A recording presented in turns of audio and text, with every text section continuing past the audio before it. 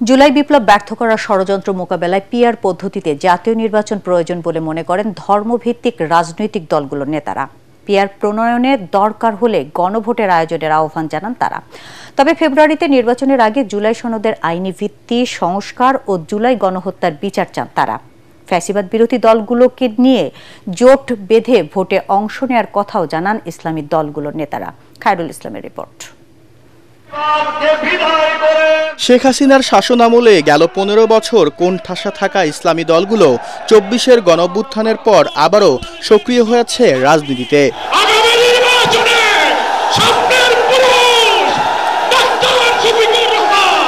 সভা সমাবেশ করে নিজেদের শক্তিমত্তা ও জনপ্রিয়তা প্রমাণের চেষ্টা করছে দলগুলো। পিআর পদ্ধতিতে নির্বাচন সহ নানা ইস্যুতে অন্তর্বর্তী সরকারকে চাপে রেখে ভেতরে ভেতরে নির্বাচনী প্রস্তুতিও নিচ্ছে কোনো কোনো দল। বড় রাজনৈতিক দলের আধিপত্য, দুর্নীতি, কালো টাকার ছড়াছড়ি সহ সব অনিয়ম বন্ধে পিআর পদ্ধতিতে নির্বাচন আয়োজনের জোরালো দাবি জামায়াত ইসলামী, ইসলামী আন্দোলন সহ সমমনা দলগুলোর।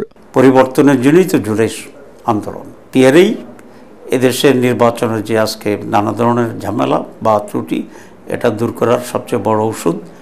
আমরা আশা করি জনগণকে সাথে নিয়ে আমরা পিআর পদ্ধতিকে জনপ্রিয় করব এবং এর ভিত্তিতেই নির্বাচন করার জন্য আমরা জোর চেষ্টা চালিয়ে যাব।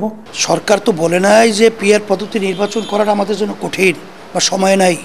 আর এই দাবিটা তো তুলছি আমরা প্রায় আরও 1-1.5 বছর আগ থেকেই, তখনও তো সময় ছিল। এখন শেষে এসে যদি বলে, এটা আসলে অজুহাত দেওয়ারই একটা ক্ষেত্র, আসলে বাস্তবে এটা না। ফেব্রুয়ারিতে নির্বাচন নিয়ে আপত্তি না থাকলেও ভোটের আগে জুলাই সনদের আইনি ভিত্তি, প্রয়োজনীয় সংস্কার, গণহত্যার বিচার ও লেভেল প্লেইং ফিল্ড নিশ্চিত সহ কয়েকটি দাবি বাস্তবায়নের তাগিদ দেন দলগুলোর নেতারা। কিসের ভিত্তিতে নির্বাচন হবে? জুলাই সনদের ভিত্তিতে, পিআরের ভিত্তিতে, না ট্রেডিশনাল সিস্টেমের ভিত্তিতে? এই জিনিসগুলো তো ময়দানে কোনো ফয়সালা হয় নাই।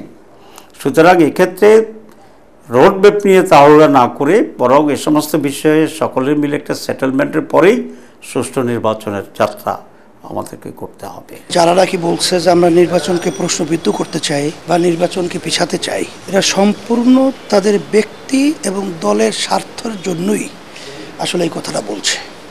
এটা আসলে বাস্তবে আদৌ ঠিক না। দুর্নীতি ও ফ্যাসিবাদ বিরোধী রাজনৈতিক দলগুলোকে নিয়ে জোট গঠনের ইচ্ছার কথাও জানান তারা। যারা সত্যিকার গণতন্ত্র চায়, এই সকলকে মিলে আমরা একটা জোট করার চেষ্টা করছি।